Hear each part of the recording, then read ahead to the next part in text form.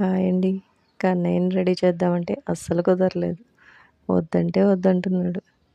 First ఇయర్లో కృష్ణుడిగా, second ఇయర్లో గోపికగా బాగానే రెడీ అయ్యాడు. కానీ ఈ థర్డ్ ఇయర్లో మాత్రం కృష్ణయ్య దొరకలేదు.